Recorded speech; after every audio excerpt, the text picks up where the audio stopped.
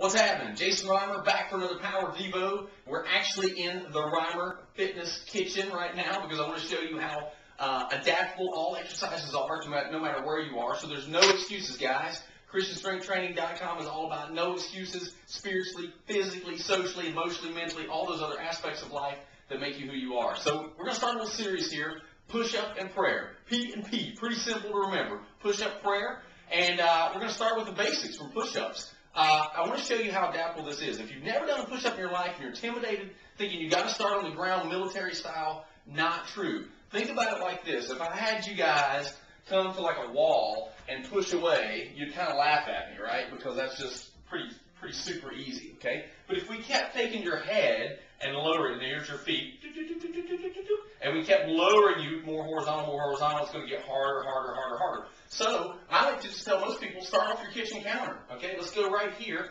Use the heel of your hand on your kitchen counter. Get your spine long. That's, again, where most people mess up. They have a lot of tension to their spine. Everything's kind of crunched up. So long spine is a strong spine.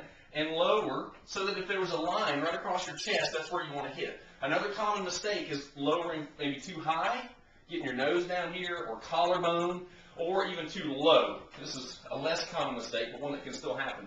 So there's just draw a line from the heel of the hand to the heel of the hand here, and connect it right across the top of the chest, okay? Now, another little key thing to remember is this bone, your humerus, moving through space. If that moves in motion, almost like a piston in an engine, then you'll do a perfect push-up. Also, my hands are about shoulder width apart, okay, about right here. So spine long, hands, heels are here, everything looks good, and we're thinking about this bone moving through space, kind of the bottom and top moving at the same time of this bone of the upper arm, okay, and let's just fly through a few of these. Fully lock out at the top of your push-up. Now, that is a great way to build up some confidence if you've never done a push-up before. Start off the kitchen counter or the back of your couch or somewhere that's about this height. Then you can progress, okay, again, head keeps getting lower to your more like horizontal. So you go to something lower. And I pulled a couple of chairs over from our breakfast nook.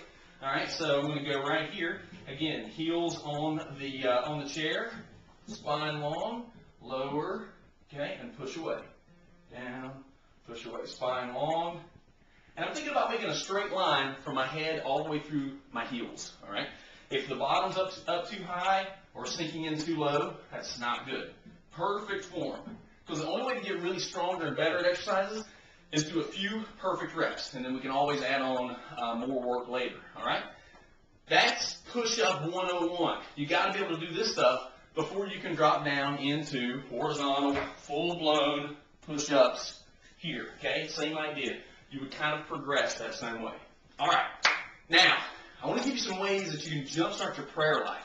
Kind of, if you're kind of stagnant in your prayers and you think, oh, gosh, I always tend to, just only pray at church or there's nothing really going on. Here's some cool things we're going to put with this push-up series, ways to kind of kick your prayer life in the bottom, so to speak, to really get you excited about prayers. And I want to point out something. On my phone, I have two alarms set. One is at 3:16, and if I have to tell you why 3:16, maybe you're on the wrong site. I meet with a prayer group, a guys group on Thursday mornings. We all have a watch alarm or a phone alarm set for 3:16, where when it goes off, we say the Lord's Prayer. Quick, simple, I just rip it out. No matter where I am, I think, oh yeah, my friends are praying right now, I'm going to pray too. I have another alarm set when I go on trips for 8:31.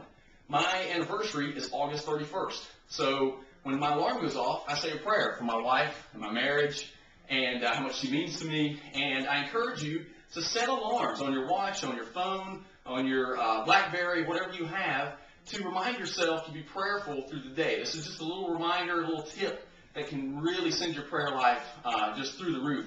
Can really give you that edge that you're looking for. All right, there's your Power Devo, push-up, prayer, live with strength.